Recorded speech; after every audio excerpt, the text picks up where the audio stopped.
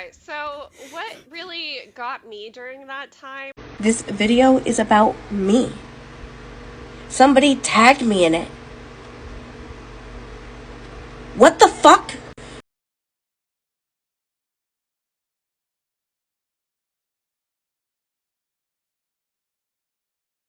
is like we both started kind of doing our own digging. And I know you found a lot of stuff out about Jorge's production and the fact that he did this during the pandemic, that during the height of the pandemic, he said things like, I don't really have friends, so I talk to you guys. The writing process was all 100% done on his TikTok. And so people have a type of ownership over this that they don't have over everything. Oh, and sorry, and my favorite part of the project. Yeah. It has to be getting the community. I know this sounds like a cheesy answer, but they keep me going. Like there are so many times where I'm uh where I get to like hang out with the people on the Discord. Like I might be in one of the VCs, or I'll be responding to like funny comments online, or I love like sharing people's stories, and then sometimes people will be like, "Oh, he put me in his story," and I'll be like, "Haha, I did it again." So just getting to interact with people is very fun. Especially because writing can get really lonely. Sorry, Yes. that got really deep really No, quick. no. Like we kind of do the same thing with Percy Jackson, but we do try to manage our parasocial stuff with like these are literal children that are playing the parts. Yeah, Um, and I yeah. will say when it comes to that stuff, like it's the stuff that was happening with Jorge is like toxic in the way that people will not let anyone give even like, but the Hmm. things that I said were generally like mild critiques. They were Yes. nothing like out of this world. They were completely like rational things to say. I even if you don't agree with what I said, I back them up with things to explain why I felt that way and explained it all. And so it wasn't like there are people in the Percy Jackson fandom who defend the idea to the death that Annabeth is an abusive partner and Percy is stuck in an abusive relationship. Yeah. There are people on Twitter that are sure that Becky is the biggest bitch in the entire world. Yeah. And they're allowed to say that. Like, yeah, people in our fandom will make videos saying why we disagree with those people and explain like why we don't think that what they're saying is correct or whatever, or like we point out how they're like misinterpreting or misremembering things in the book or whatever when they talk Hmm. about things like that, but we don't like personally attack them. We don't Yeah. like go to their page and call them ugly and stupid and a bitch and say that they're lying about everything they've ever said about anything that's happened to them in their life and all this kind of crazy. It doesn't become like a personal vendetta most of the time. The times when stuff like that does happen with like the younger kids that are like usually they're like fans of just the show that are into it because they like the actors, which is fine. But Hmm. when those kids do that, there are people that usually like call them out and tell them to calm the heck down. So that's like a normal way for a fandom to behave. Hmm. But the thing with Jorge, I think, is that he started a Discord. And so he would do like these live, like, he would do like Discord calls, which scared the bejesus out of me because you can't like, unless you screen record them, they're not like recorded permanently. Anything like that on social media scares me. He Yeah. he like could be doing absolutely nothing wrong. I'm not saying that he was, but it's just the idea of doing that with fans always leaves this situation where fans can feel like you're saying something that you're not. It like leaves the creator also open to like things because a fan could say that you said anything Yeah. and there's no way for you to ever just prove that you never said that because there's no, unless you record everything that you've ever said to any fan online or something, there's no way for you to like do that if there are no recordings of those things. Like it leaves you open to things like that popping up one day too, Hmm. much less like whatever on the side of the fans too. But because of that, I think he, even when the last like set of stuff was coming out, he would always do like a live stream on his Discord with like the official animations, whatever that means. Yeah. I guess the ones that Jorge likes best, or like the ones with the artists that he paid to do, I guess, instead of ones that just make them themselves. Yeah. But he would always show those on his, like a live stream that he planned on his Discord, and there would be like, and that Discord had a lot of rules about how you were allowed to like talk about certain things. Like you weren't allowed to talk about Calypso. That's And neat. Yeah. in that Discord, that was literally a rule in that Discord that you couldn't talk about that song and why people didn't like it because became such a huge thing. Obviously, it would be when when there's people who have dealt with people like Calypso before that are like, "Hey, that's abusive," and she's also like abusive within the context of like the story that you're adapting, and then for people to show up and be like, no, she's not, Jorge says she isn't. And so obviously they just made a rule that you just couldn't talk about that. And so in that general place, like obviously people there don't want to talk negatively about the thing that they're all in like watching together with the creator who's been writing it with them, like like bringing them along on this journey. Hmm. Like for me, when we talk about like Rick and Becky Riordan, like we have a lot of respect for them, but I also understand like I don't actually know them. Yeah. And the thing that I always use to compare like Epic to other fandoms, and I'll use Percy since it's our fandom, is that like people critique Rick's writing all the time. Hmm. Like every single day, I see at least one video of somebody critiquing something that he did. It is very, very accepted to not like something that he did, to question the writing decisions that he made. He himself has like questioned some of the writing decisions that he's made through the years by the things that he's changed on the show. But in this fandom, there's none of that stuff because they feel very like personally, they feel like Jorge becoming successful is them becoming successful. Hmm. They feel very like connected to his journey as a creative person. And I understand why, like, he's somebody from Puerto Rico. He came to the US to go to college. He decided to stop trying to be a doctor and instead decided to do his passion of like wanting to do creative things. Yeah. This was the very first thing he ever wrote. And he was taking people on the journey of writing and going through the whole process creative wise, like somewhat publicly. I don't know how that would necessarily work, but I do know that the video that I saw of Hold Them Down was one that he posted of himself singing all the parts in like 2021 when the Hmm. song didn't come out until the end of 2024. And so he was clearly sharing things in some way. And I will say, just like as an obvious thing to say, when you share every single part of your creative process with their audience, they're way more likely to like it. Hmm. Like, period. If you make them feel like they're a part of everything from the start and have them listen to all the different versions of your songs, they're going to feel so personally invested in you and your songs, and they're going to feel like you writing this song and putting it out is them putting the song out. Yeah. They're going to love it in a way that isn't really fair because they haven't actually had a chance to actually like form a real opinion on it. Like Hmm. like when Rick Riordan puts out a new book, he doesn't like show us the like rough drafts and go through the process with us and have us give him feedback in any way when they're Yeah. writing like the episodes of the TV show. They like they interact with the fans, but they're not going to make decisions creative wise just because it's what the fans want Hmm. or anything like that. Like that doesn't happen. We wait and see and then enjoy it for what it is. And so if there's something in there that we don't like, we're judging it purely based on like the end of it. Yeah. Like The if end you don't like results. yeah, like if you don't like an episode of Percy Jackson and the Olympians, then you just don't like it and that's perfectly fine. You can say that's part of like taking the risk as a creative person is Hmm. giving your audience that like that just opportunity to like see your end product and then decide for themselves how they feel about it. And Yeah. it, but like Well. but when you share it the whole time, they're just going to like it Hmm. cuz you're sharing it with them.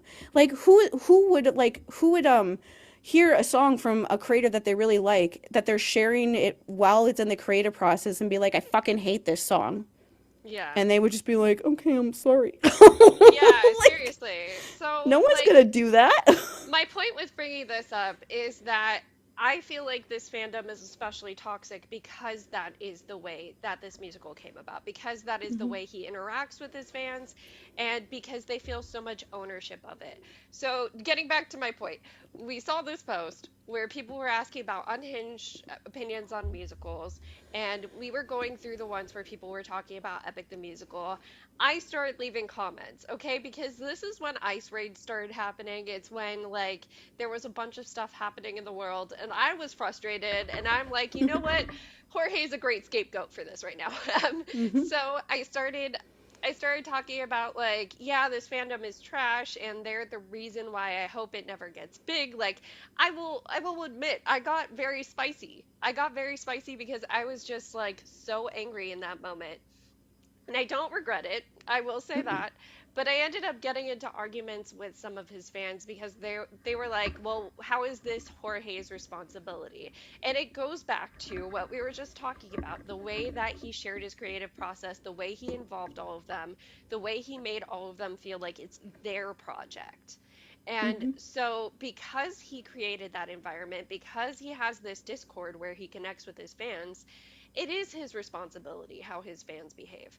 It is. I will stand by that. You know, if it's somebody like I've talked crap about Nicki Minaj and how she should rein her fandom in, that because of the degree of what they were doing. But on a day-to-day basis, like I don't expect somebody who is out there for the world to necessarily know everything their fandom is doing.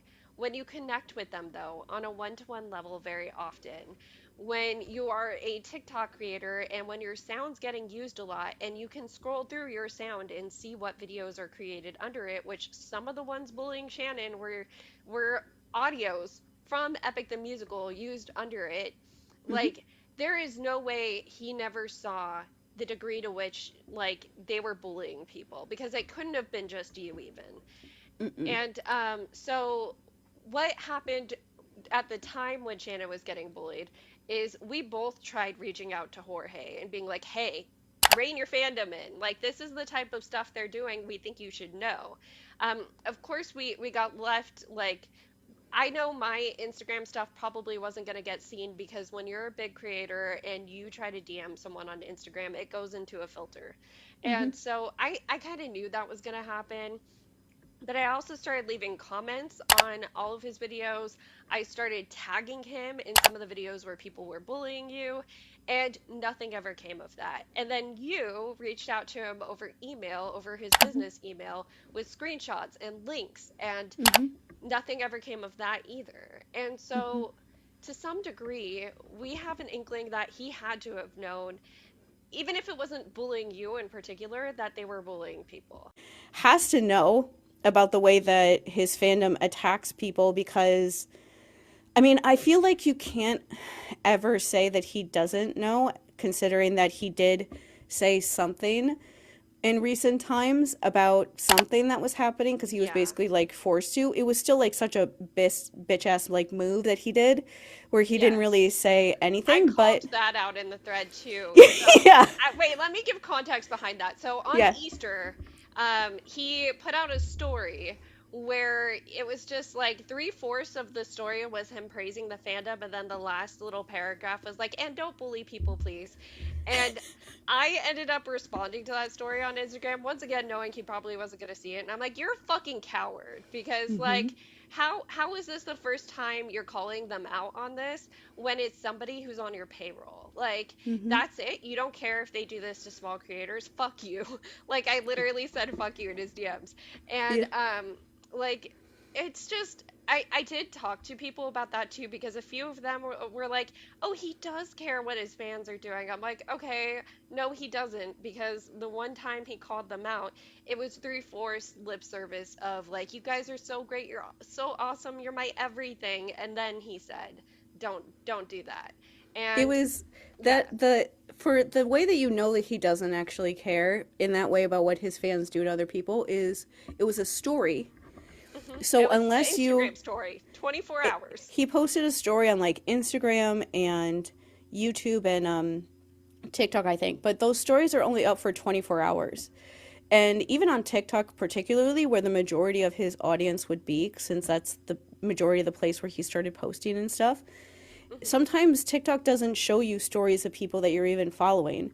And so unless you like went to his account or they happen to show it to you, there's a good chance that a lot of people didn't even see it.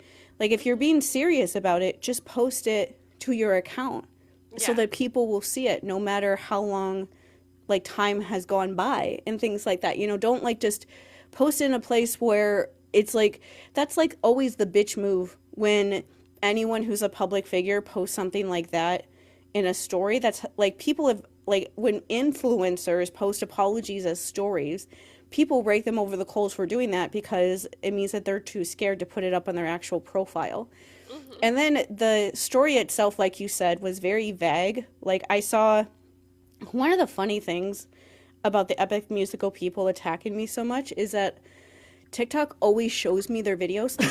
Like Yeah. I'll go like sometimes a couple weeks without seeing any and then they'll start showing them to me again because so many of them engage with my videos. It thinks that I want to see that stuff like no matter how many times I tell it no. And so I saw a video of somebody mentioning that Jorge said something about something, some sort of something that happened and I was like, what? Like, what could possibly have happened that made him actually say something? And ironically, I saw the post that kind of made that whole thing happen when it started happening, and saw how all of the top comments were people just saying really mean things about some of the artists. And I was like, wow, these aren't hot takes about anything. This is just being really mean. That's mean, but that I don't expect anything better from that fandom, so I didn't think that much further about it. I went to like their um I had to go to like their Reddit page, their Epic the Musical Reddit, and like scroll back a couple pages to find the context of what he was talking about. Because he was so vague in that post that I generally had no idea what there's like a million different things that they could be harassing people about.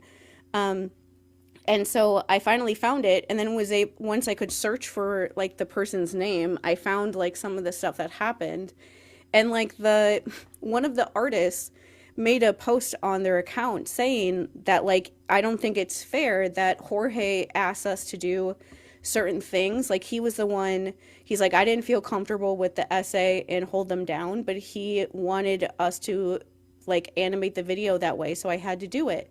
And he wanted us to like turn one of the characters' eyes a different color or something, was one of those things that fans brought up that they didn't like. Yeah. And it was his decision, and so I had to do it. But like people don't critique him, they critique me because I'm the artist who did it, and so they think that I did it because he doesn't bother to say anything that it wasn't that it wasn't that it wasn't me, it was him. I'm doing what he's literally paying me for a job.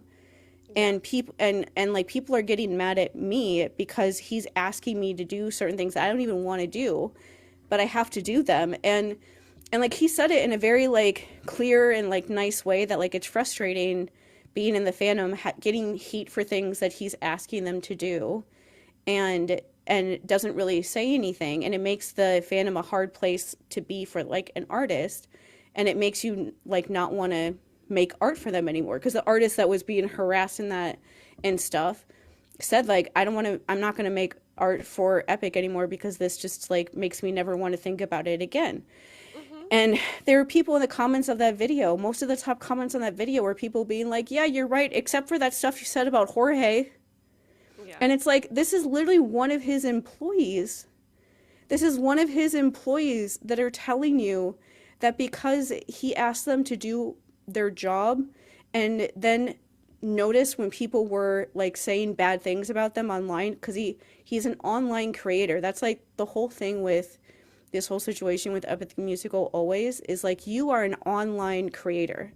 Hmm. You do this online. Epic only exists in the online space. Nobody who's not super online has any idea what this is.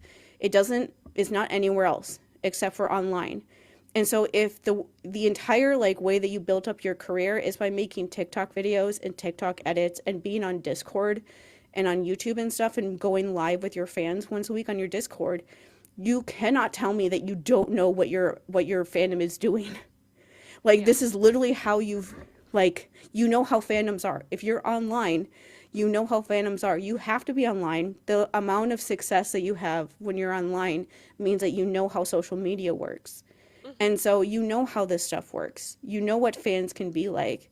And so if you decide not to say anything when you can see fans going over the top to defend you, and that kind of thing, which if you were doing this kind of stuff, it's hard for me to believe that you wouldn't think that fans would feel personally invested in you in this way, where they would feel like the need to protect you and things like that.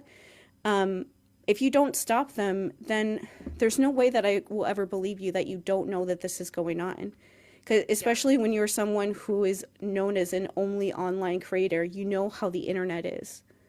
And Yeah. so if you leave your, if if one of your employees is saying like, yeah, I've been getting heat for the the things that he made me do as part of my job as being his artist, and he never mentioned in a video that those were things that he wanted me to do and left me to do it. That's a shitty boss. Like, Yes. taking who he is out of it, that's a shitty boss. When your boss makes you take the heat for things that they're actually doing, that's Hmm. not a good work life environment. It's not. Exactly. It's not. So, And yeah, we'll call out this fandom forever because of like how they treated us. But my point, just like in general, is the reason we hold Jorge more accountable is because of these things.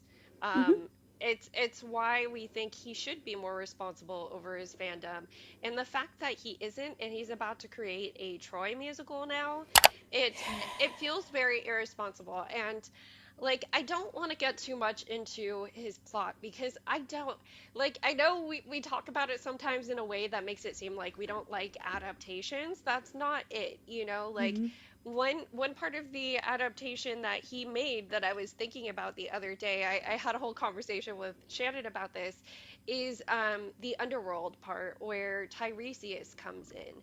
And he completely changed what Tiresias tells him because Tiresias is like, you got to keep your men away from the sun cattle. Like, he kind of lets him know what's going to happen. And a lot of times in Greek mythology, that is the way that prophecies work. They tell you exactly what's going to happen, and then it happens. And narratively, in the way that we understand stories modernly, that doesn't work the same. Like mhm, it works in Greek mythology because they have the concept of the fates where something is already written and nobody can change it except Zeus. Like that's mhm, that's how Greek mythology works. So I understand changing things. I understand making it more interesting as a narrative. Um, but I can still disagree with some of the changes and defend his right to change them. You know what I mean? he can change whatever he wants and Hmm. do whatever he wants. He can make Odysseus beat up Poseidon out of nowhere. He can have they can have the whole thing with Calypso, and all he does is tell him, "Oh, I love you too, but I don't have those special feelings for you," and have him leave her island without her ever doing anything to him. He can have him be like to Cersei, "Oh, you're a pretty girl, but I just love my wife," and for her to be like, "Okay, I give up." Yeah. And they can have him literally pick out the six men he doesn't like most when he goes against Scylla, and have Charybdis not even be there for that part, and have Charybdis come up later. And like he can dismember the fucking sirens, Yes. and like out of nowhere, like dismember them That was so abrupt. because he's fed up by the underworld. They can do all of these things. They can change all of these things. But if you just pop up and be like, I'm not sure that I like the overall narrative of this musical and how it's changing the adaptation of Odysseus and Penelope's relationship or anything at all, you would just be like slaughtered alive. And so it's like, how do you interact with something like that? Like he can change whatever he wants, but you can't ever comment on anything that he's actually changed.